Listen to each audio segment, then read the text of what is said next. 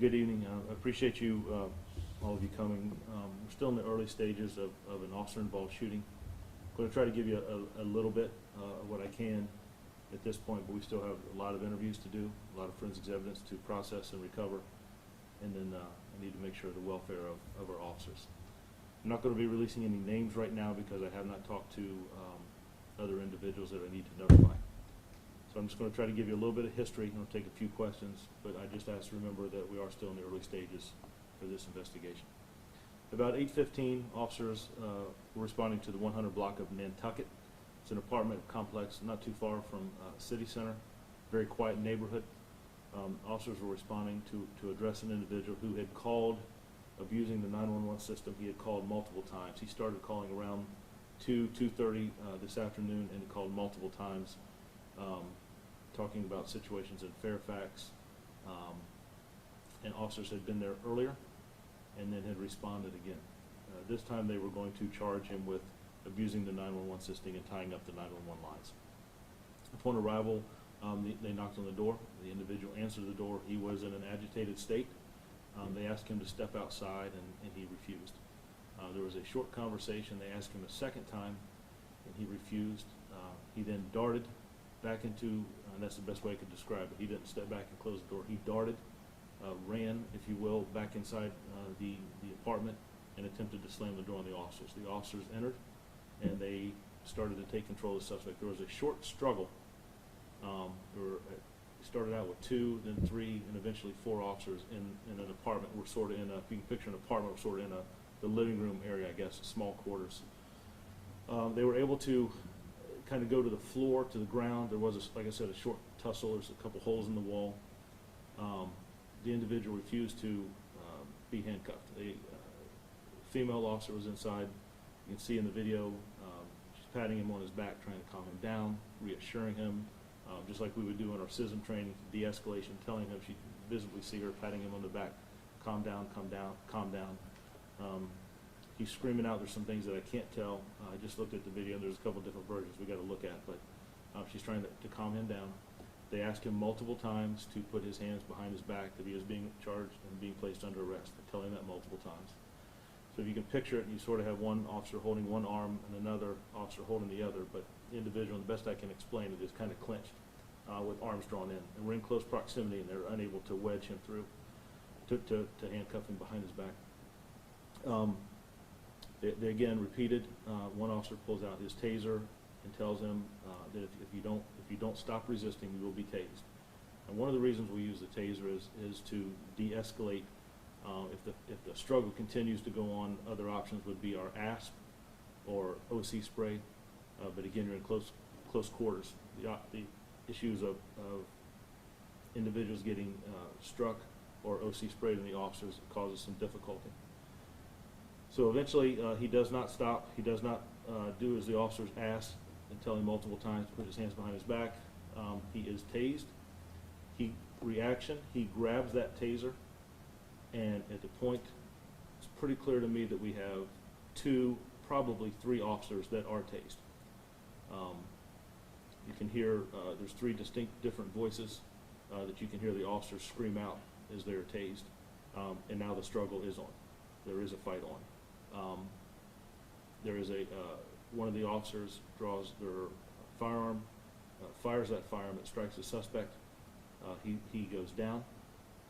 One officer, I believe, runs out to get a medic bag.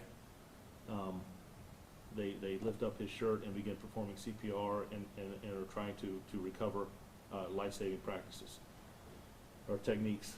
And of course, everything else kind of falls into place from that. They call for assistance. You can hear them on the radio. But one, if not 2 officers, one officer is putting compressions on our victim at this point, and trying to do the best they can to save his life. The suspect was pronounced deceased at the scene. Right now, I have an adult male. I don't even have I would say approximate age. I would say he's around late 30s, mid 30s to late 30s. But I don't know exactly how old our suspect is at this point. So what's going to take place now is forensics has obtained a search warrant to search the resident. There is items that will be recovered, and they're in the process of being recovered. We will interview. We'll handle this just like any case. We will interview each officer, just like we would in any shooting situation. We have contacted the Commonwealth Attorney's Office to brief them. I will have a department psychologist come by and talk to the officers. We just need to kind of go through the process here, go through the evidence that we have and get some statements and to see what we have. So again, an individual calling multiple times, abusing the 911 system. Officers did go there to place charges. They could not get him to stop. We were going to place him under arrest or charge him for the abuse of tying up the 911 system. He opens the door, he doesn't come outside. They tell him he needs to. He darts back in, tries to slam the door. Officers not knowing what's on the other side or who else might be in that apartment. Try to place him under arrest. There's a struggle. You can see them falling into the walls, and there's a couple holes in the walls. They're eventually able to, everybody's kind of on their knees, or what I would say sitting, and they have one officer on one arm, one on the other, but they can't get him to release. I don't know if he's holding on to a jacket or a shirt or just clenched. They tell him they're going to tase him if he doesn't stop resisting. One reason for using the taser is not to use as much physical force. When that happens, eventually he does not. He's tased. He grabs that taser, and then you see the struggle, and I believe all three of the 4 officers were tased, and one officer pulled his firearm, fired, and the suspect was struck, and he was pronounced deceased at the scene. That's kind of where we're at. I'll take a few questions, but I don't really have too much more. I'll do the best I can, but I would just ask that we are in the early stages of this investigation. We're just into this for a couple hours, and there's a long process to go. So, what is the condition of the officers that were tased? They're shaken. The officers that are tased, they were checked, treated. When I was on the way down, I understood that they were making sure that the female officer, she had a pretty good shot to her lower body. They're all okay. They're, as I would expect, they're all shaken up. And we have a great CISM team here. We will have officers come in and talk to them, individuals that are trained to be that support system, and we will have our department psychologists come and talk to them before anything happens. I want to make sure one of the most important things to me is the health and wellness of the individuals that work in this department. Officers we don't know what's on the other side of doors. We don't know what's going to happen on calls we go on. And it's an unfortunate situation. My heart goes out to the family of the individual, our victim, the suspect in this case. I have not talked to next of kin yet. That's why I'm not going to release any names at this point. I'm going to do my due diligence to make sure that I talk to family. And the same for the officers. That I need to make sure that they're okay before as we go through this process. But it's a long process. We have had police-involved shootings in this department before. We had one last summer, and we're going to do it by the book. The homicide detectives, the forensics, Commonwealth Attorney, the state lab, have the utmost confidence in them. But we are going to do this by the book. And we're not going to rush through this. And I just got to, like I said, I wish I could tell you a little bit more, but until we are still in some early stages, and we just got to get through the process. Would you be able to say how many shots were fired or where he was hit? So it's a little hard to tell. It looks like you can see one of the body-worn cameras. It fell off, and the struggle's going on, and then you hear the shot. But I don't know exactly where, and until I get that autopsy to be exact, I don't want to speculate. But you can see we looked at multiple angles, and it's short. It's a small, maybe the distance from me to you, and four officers in this individual. So you hear a couple of the officers scream out. You hear that they've been. You hear the taser deploy, and you hear them scream out, and then the struggle is on, and one of the body-worn cameras falls off, and it's very so it's hard. But one of the shots comes, I believe, right after the female officer had screamed out. Has this person had any prior warrants, arrests, or has he been in trouble with the law before? I can tell you there have been multiple calls to that residence over the last couple months. I think they told me the number was 14, 15, 16 calls. There could be, there could be some mental illness issues. I want to make sure that we talk to communications and get exactly what all these calls were about, what was the situation.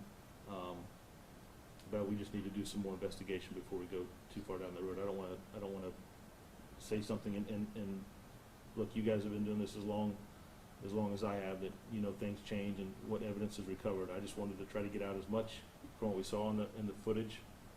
I did talk to some citizens that were out there. You know, that neighborhood we hardly have any issues out there at all. But there was a group, maybe 10 or 12 citizens that gathered, and I wanted them to be rest assured, kind of let them know what happened, that there wasn't something going on in the neighborhood that's an isolated incident. So I shared as much as I could with them, that I need to talk to family members of our suspect tonight, and then I want to make sure that our officers are okay.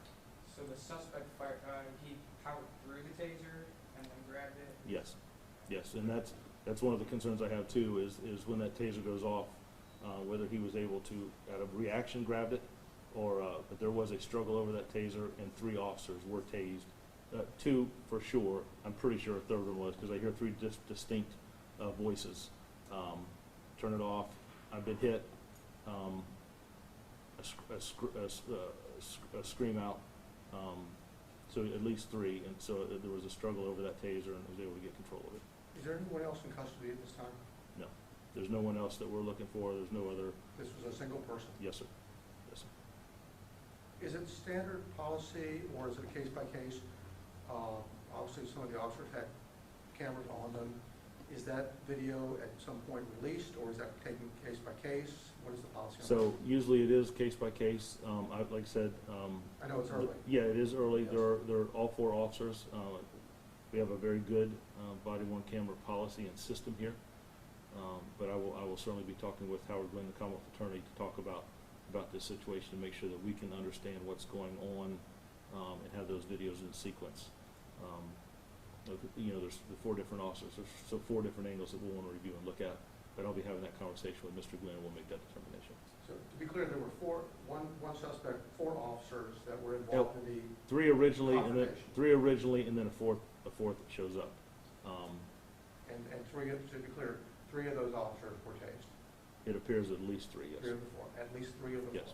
Okay, I just want to Yeah. get the facts straight. Yeah, and I guess let me hit it one more time.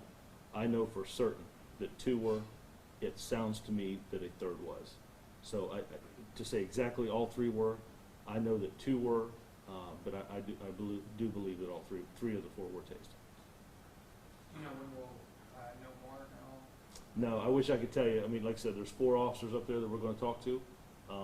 Chief Randall handled the scene there with Captain Hardy, and lieutenants from South Central Precinct, and Chief Grinstead and myself came here with Captain Petrosky, the Central Precinct, to talk to the officers, and Chief Hudgens responded down to communications to make sure that everything is preserved, and to make sure that our dispatchers, you know, to hear that as they're dispatching and hearing calls for help, and medics to respond, they don't see things, right? They just hear it, and that creates some anxiety.